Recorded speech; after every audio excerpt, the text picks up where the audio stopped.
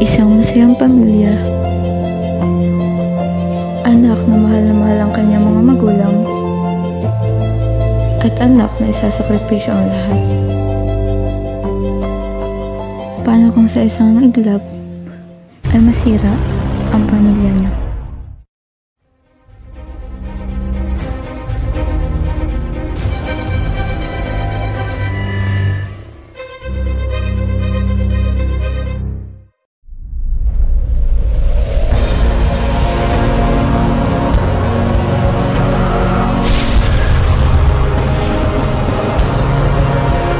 Inihahandog sa inyo ng Hazelnut Production.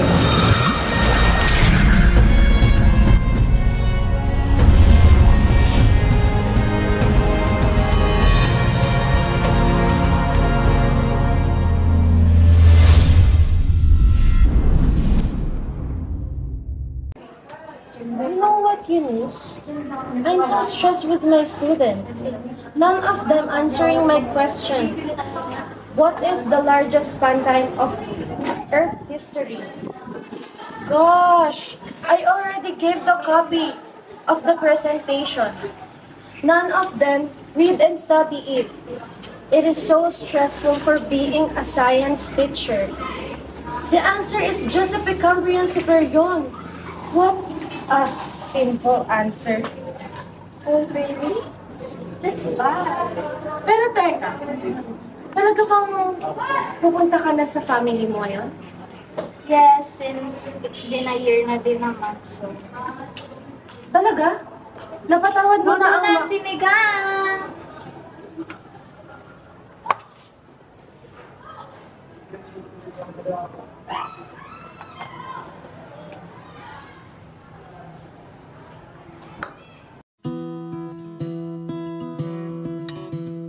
Take it, if she gives you her heart, don't you break it. Let your arms be a place she feels safe in. She's the best thing that you'll ever have.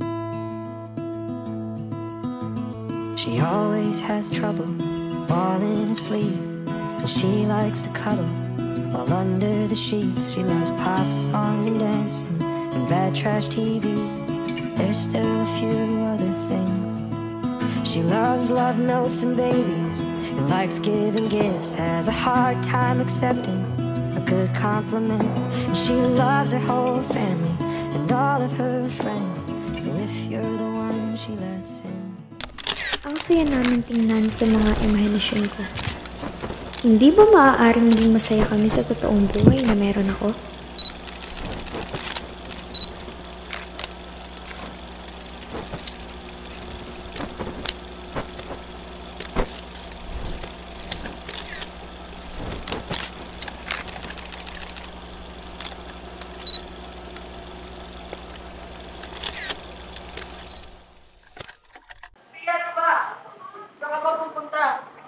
Naisip ang mga anak natin? No! Bitawan mo ako! Why would I choose to stay in this house? If I could go with Dave, have a good life. Sophia, please. Pag-usapan muna natin to. Hindi mo ba naisip ang mga anak natin? Ang babata pa nila. Wala akong paki sa mga anak natin. Nalayas ako at sayang sa gusto mo. Sa kabilang banda, nakita lahat ni Eunice ang pangyayari. Daddy, wag ka nang umiyak. Patuloy naman si Mami. No. Iniwan na tayo ng mami mo. Sumama na siya sa ibang lalaki.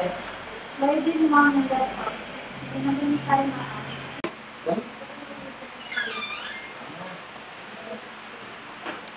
Anak, pwede ba kita makausap sandali? Yes, Dad. Is there something wrong? Alam ko naging mahirap para sa iyo ang pag-iwan ng mami mo. Pero kailangan mo magpakatatag para sa kapatid mo. Sana maintindihan mo. I understand, Dad. I will do my best for my sister.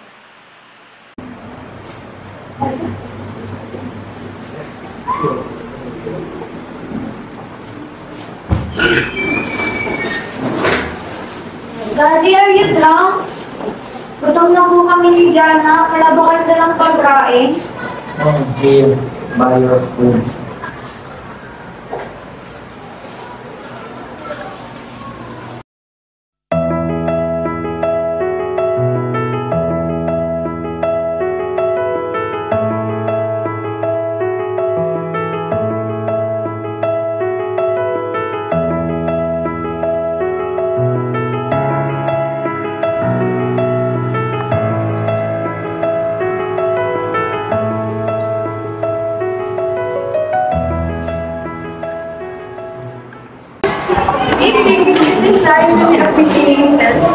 for you, babe.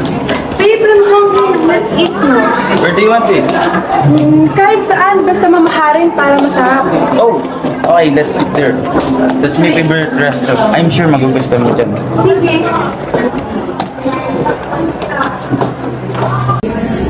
So again, the chemical formula of photosynthesis is 6 carbon dioxide plus 6 water plus 5 hydrogen converted glucose plus 6 oxygen. Can you repeat it for me, Miss Feliz? Miss Feliz? Miss Feliz, are you with us? Sorry. Can you repeat the chemical formula of photosynthesis for me? Remain standing. Anyone who can tell the chemical formula of photosynthesis? Yes, you. The chemical formula of photosynthesis is 6 carbon dioxide plus 6 water plus light energy is converted to glucose and 6 oxygen. Okay, class, that's all for today.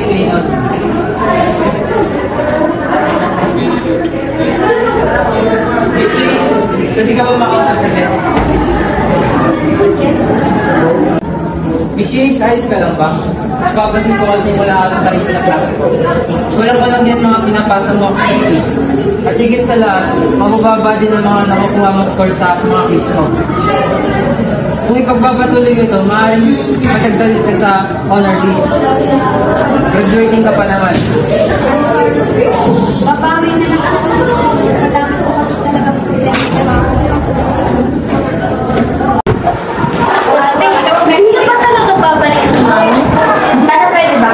Huwag mo na ang pag-ibig si mami, hindi na nga siya babalik. Ate, don't say that! Wala nga siyang pakilang sa atin! You're so mean to mommy! What is she? Because she still loves us! She will never come back! Kasi kung mahal niya tayo, hindi na tayo iiwan, hindi niya iiwan si daddy. She doesn't love us, Jana! She doesn't love you!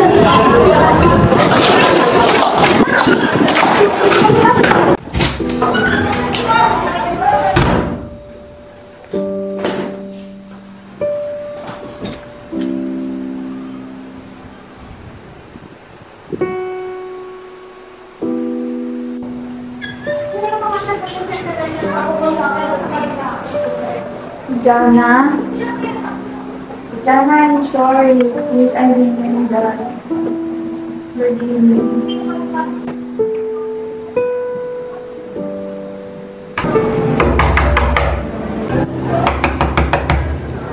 Open the door, Danre! 3 buwan na kayo hindi nagbabayad ng upa. Papalayasin ko na kayo! Dan, pwede po bang isang buwan pa? Wala ko kasi talaga kami pera. What? No! Kung wala kayong pera, lumayas kayo! Bukas! Bukas babalik ako at dapat mabayaran niyo ako.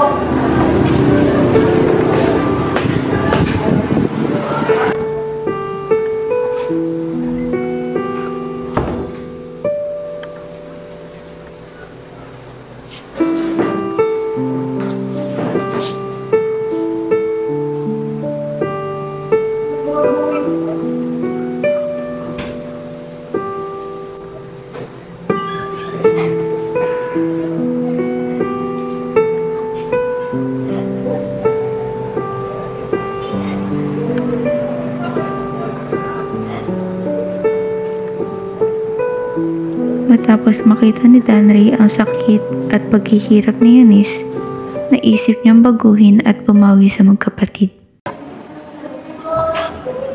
Babe, nakauwi ka na. Someone comes here, guys. Just tell them na wala ako. Why? What's the matter? Just tell them na wala ako!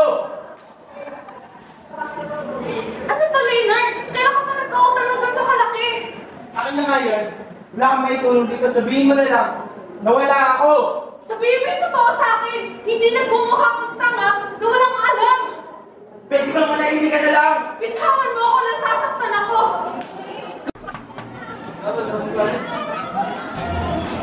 Good morning po, sir. May warrant of arrest po kami sa kasong fraud and violence against women.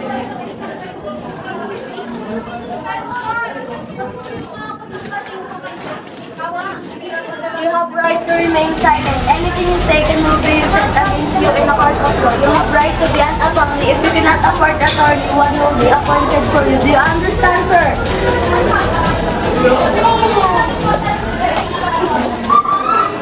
Mr. Mendoza, you are arrested for hurting your partner and for having a 3 million deep bank of Miss Angela. Ang utang na ito ay hindi mo binayaran simula nang ikay umutang 10 years ago. Ang utang na ito ay mas nadadagdagan sa bawat taon na lumilipas hanggang umabot na maturity value na 4,650,000 pesos na may interest na 5.5%. Tingnan mo, sir, sa hindi mo pagbabayad ng utang ay nakasuhan ka ng fraud o panloloko.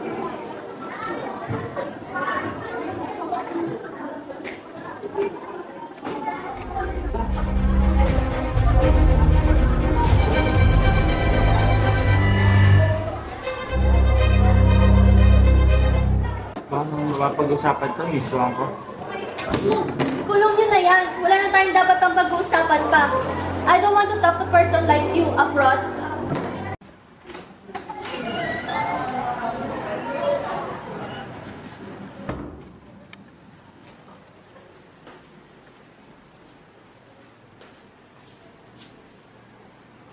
I already washed the dishes, ate. Wow, ikaw talaga naghugas niya. Yes naman, ate. From now on, ako na lagi ang maghuhugas at gagawa ng gawaing bahay.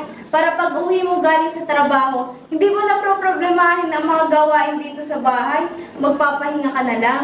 Ang sweet naman ng Jana ko. Ang laki mo na talaga. O siya, sige, magluluto na lang ako. No need to do that. Oh, dahil nakapagluto na ang kakainin natin, ano pa hinihintay natin? Let's eat na, mga anak.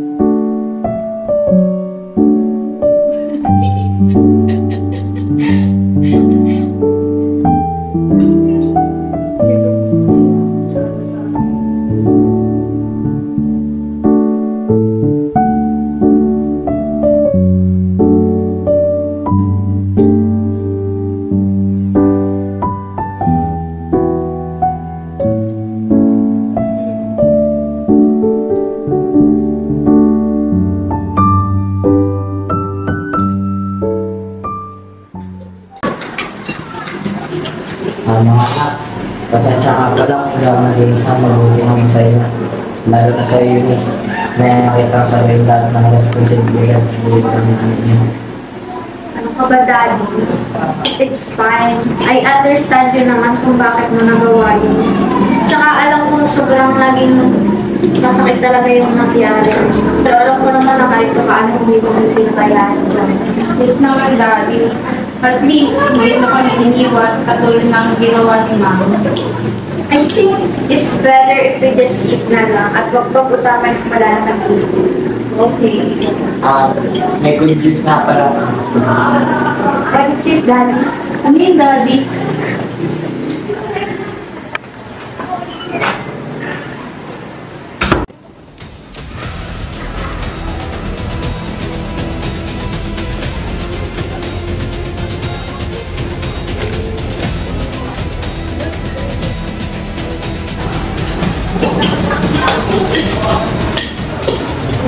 Jana, Eunice, mami nyo.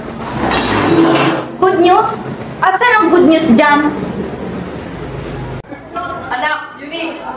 Eunice, sandali lang! Let's talk! Eunice, ilang po naging mahirap sa'yo ang pag-iwan sa atin ng mami mo pero andyan na siya oh. Do I look like I want her to come back, ha, Daddy? Ayaw mo na ba mabuong family natin? She still love us. She love us? Pagkatapos sa'yo tayong iwan, do you think she love us? If she love us, she will never leave us. Anak, nagsisisi na ang mami mo sa nagawa niya. Nagsisisi? Daddy, wag ako. Alam ko ang nangyari kay Mami. Binugbog siya at nakulong ang kabit niya dahil sa pagkakautang. Kaya lang siya bumalik dahil wala na siyang pupuntahan. No, Eunice. Your mommy still care for you. Napag-usapan na namin yan. And I found out na mahal niya pa rin tayo. How can you say that she love us? Why, Daddy? Is she here when the time we need her? Why I can feel her love? Sa ganitong sitwasyon, ano na ang gagawin mo? Handa ka bang patawarin ang taong nagpahirap at nang iwan sa'yo? At handa ka bang magpatawad para sa mga taong minamahal mo?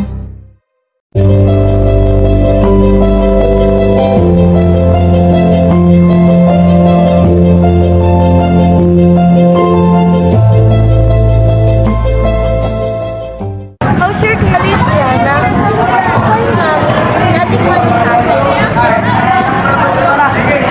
Si ate! Ayun na pala si Eunice!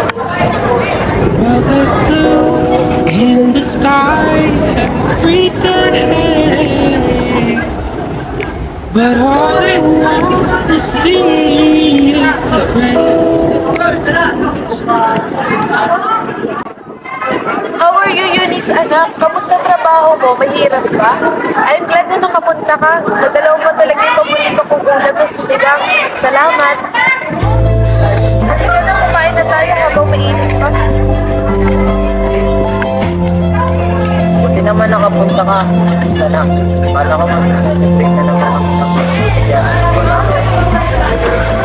Mahal na mahal.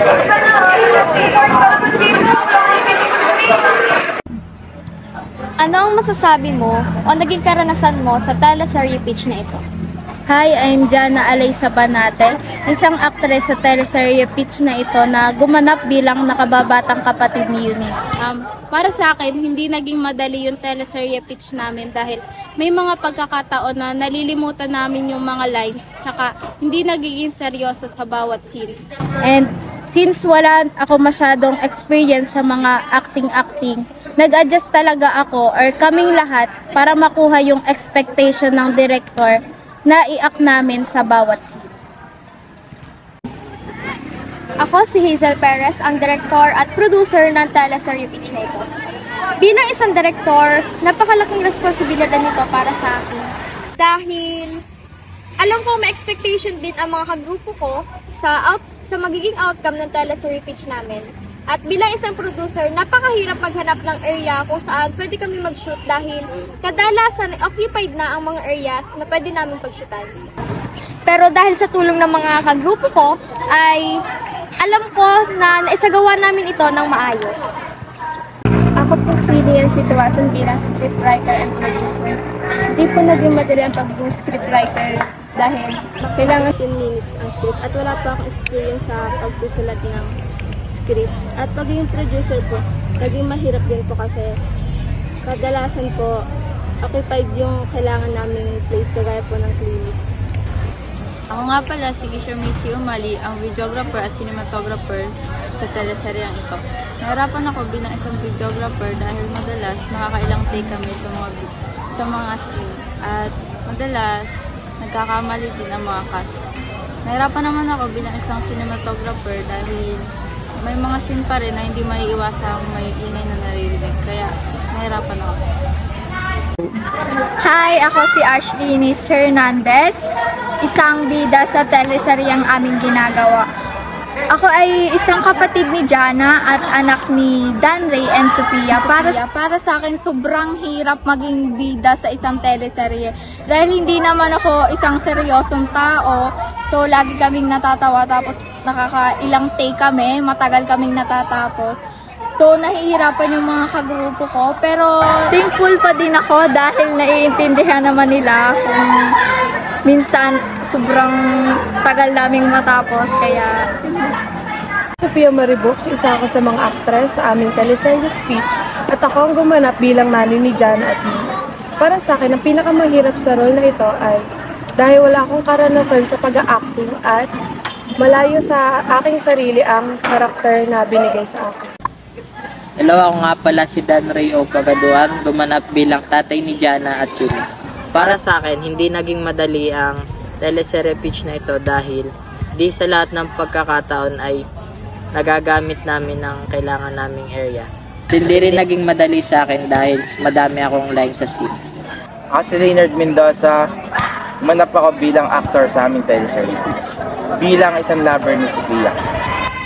Nahirapan ako dun sa part na sinasaktan ko si Sophia and nakailang take din kami nun pero naging success din naman. Hi, ako si Glaze Isabel Harina, isang aktres sa teleserye Peach, gumanap bilang kaibigan ni Eunice. Para sa akin, naging mahirap at naging madali ang teleserye Peach na ito. Dahil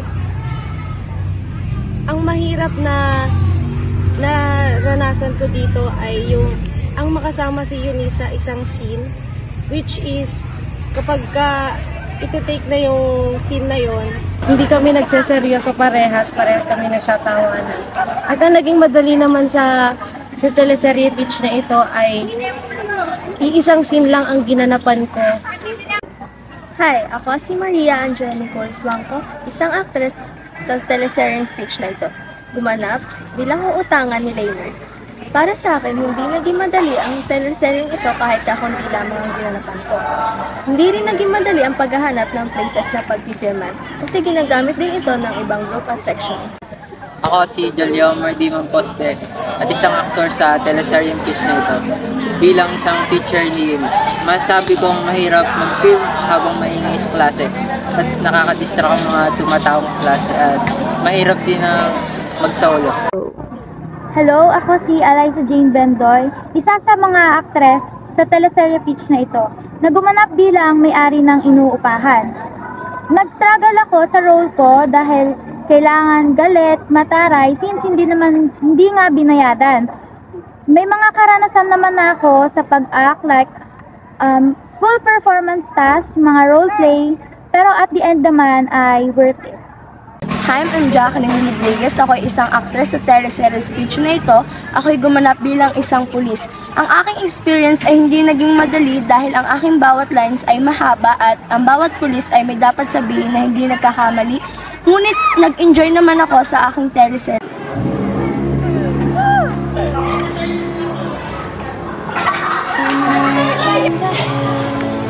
Those hazy days I do remember. We were running still, had the whole world at our feet, watching seasons change. Our roads were lined with adventure, mountains in the way couldn't keep us from the sea. Here we stand.